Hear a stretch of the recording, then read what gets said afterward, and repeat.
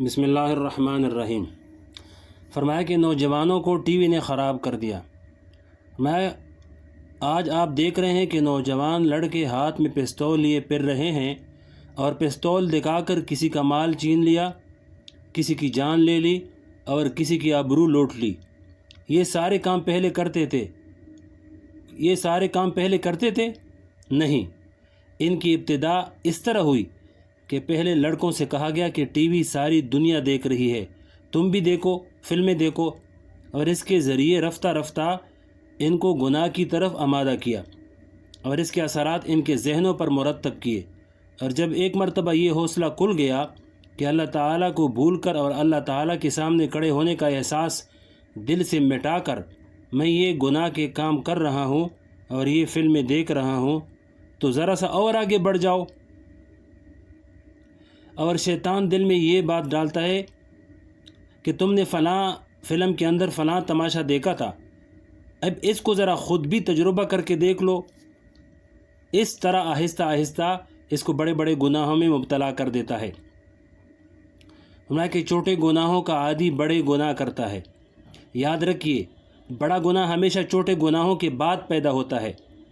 شیطان کی طرف سے پہلے چھوٹے گناہوں کے کرنے کی جرات پیدا کی جاتی ہے، پھر آہستہ آہستہ اس کو بڑے گناہوں پر آمادہ کیا جاتا ہے۔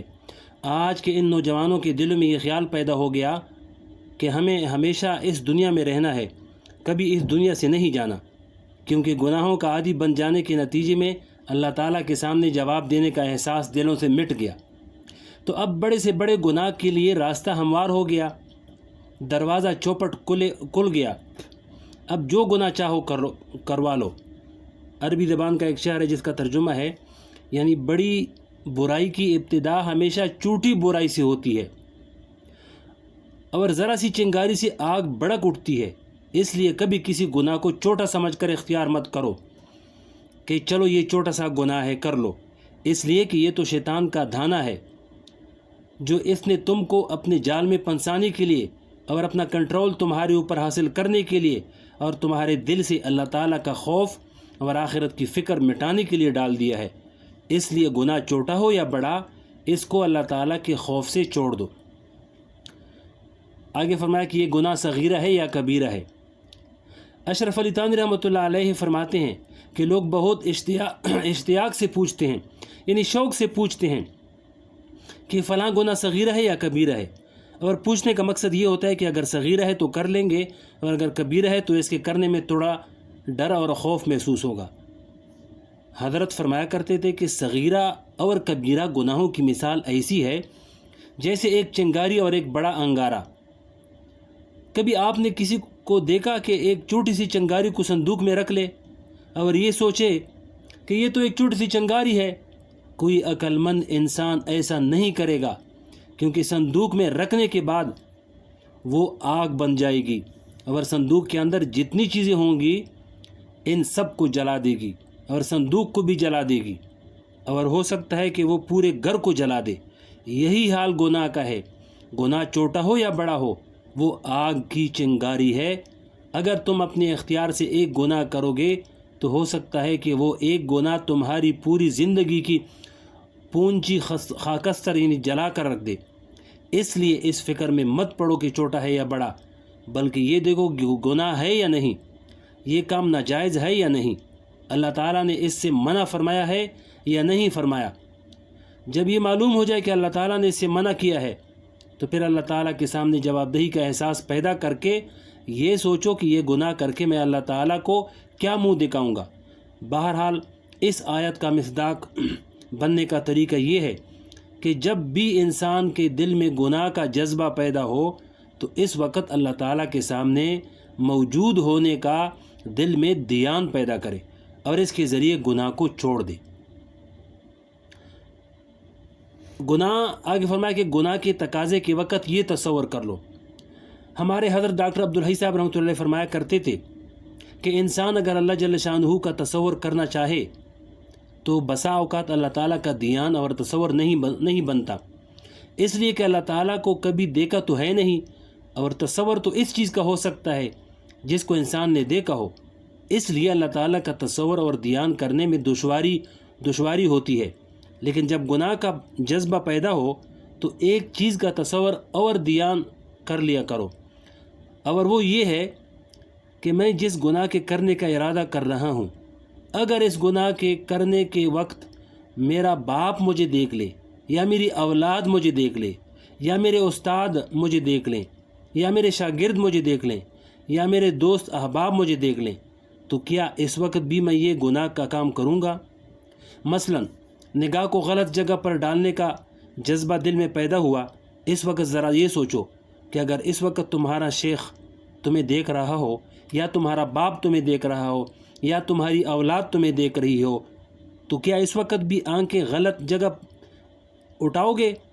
ظاہر ہے کہ نہیں اٹھاؤ گے، اس لیے کہ یہ خوف ہے کہ اگر ان لوگوں میں سے کسی نے مجھے اس حالت میں دیکھ لیا تو یہ لوگ مجھے برا سمجھیں گے۔ لہذا جب ان معمولی درجے کے مخلوق کے سامنے شرمندہ ہونے کے ڈر سے اپنے جذبے پر قابو پا لیتے ہو اور نگاہ کو روک لیتے ہو، تو ہر گناہ کے وقت یہ تصور کر لیا کرو کہ اللہ تعالی جو مالک الملک ہے اور ان سب کا خالق اور مالک ہے، وہ مجھے دیکھ رہا ہے۔ اس تصور سے انشاءاللہ تعالی دل میں ایک رکاوٹ پیدا ہوگی۔ آگے فرمایا کہ گناہوں کی لذت عارضی ہے۔ جب انسان گناہ کا عادی ہو جاتا ہے تو اس کو شروع میں گناہ سے بچنے میں دقت اور مشقت ہوتی ہے، اور گناہ سے بچنا آسان نہیں ہوتا، لیکن گناہ سے بچنے کا علاج ہی یہ ہے کہ زبردستی اپنے آپ کو گناہ سے روکے، اور گناہ کی خواہش کو اللہ کے لیے کچلے، اور جس وقت وہ اپنی اس خواہش کو اللہ کے لیے کچلے گا تو اللہ تعالیٰ اس کو ایمان کی ایسی حلاوت عطا فرمائیں گے کہ اس کے آگے گناہوں کی لذت ہیچ ہے۔ اللہ تعالیٰ ہم سب کو گناہوں سے بچنے کی حلاوت عطا فرمائے۔ اشرف علی تھانوی رحمۃ اللہ علیہ فرمایا کرتے تھے کہ گناہوں کی لذت کی مثال ایسی ہے جیسے خارش زدہ کو خارش کرنے میں لذت آتی ہے اور کجانے میں اس کو بہت مزہ آتا ہے، لیکن وہ لذت صحت کی لذت نہیں ہے، وہ بیماری کی لذت ہے، اس لیے کہ زیادہ کجانے کا نتیجہ یہ ہوگا کہ اس جگہ پر زخم ہو جائے گا، اور زخم کی اور جلن کی جو تکلیف ہوگی اس کے آگے خارش کرنے کی لذت کی کوئی حقیقت نہیں ہے۔ لیکن اگر خارش کرنے سے رک گیا اور یہ سوچا کہ خارش کرنے کے بعد زیادہ تکلیف ہوگی، اس لیے کجانے کے بجائے اس پر مرہم لگاتا ہوں اور خارش کی کڑوی دوا کھاتا ہوں، تو اس دوا کے کھانے میں تکلیف تو ہوگی لیکن بالآخر اس خارش سے نجات ہو جائے گی، اور اس کے بعد صحت کی لذت حاصل ہو جائے گی، اور وہ صحت کی لذت اس خارش کی لذت سے 1000 درجہ بہتر ہوگی۔ بالکل اسی طرح گناہ کی لذت بالکل بے حقیقت ہے اور دھوکے والی لذت ہے۔ اس لذت کو اللہ کے لیے چھوڑو اور اس کے بجائے تقویٰ کی لذت حاصل کرو، پھر دیکھو کہ اللہ تعالیٰ کہاں سے کہاں پہنچاتے ہیں۔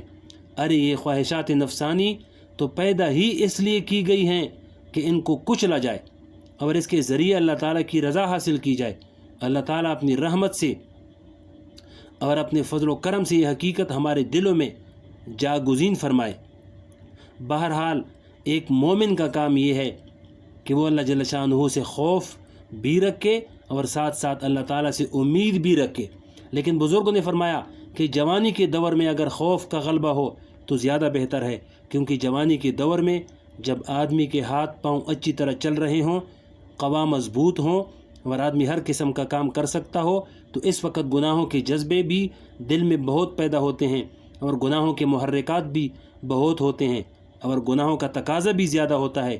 اس زمانے میں اس کے دل میں اللہ کے خوف کا غلبہ زیادہ ہونا چاہیے۔ یہ فائدہ مند ہے تاکہ وہ خوف انسان کو گناہ سے باز رکھے۔ البتہ جب آدمی بوڑھا ہو جائے اور آخری عمر میں پہنچ جائے تو اس وقت اللہ تبارک و تعالیٰ کی رحمت کی امید اس پر غالب ہونی چاہیے تاکہ وہ مایوسی کا شکار نہ ہو۔ اللہ پاک عمل کرنے کی توفیق نصیب فرمائے۔ اگلے ویڈیو میں صلاح اور سنائیں گے۔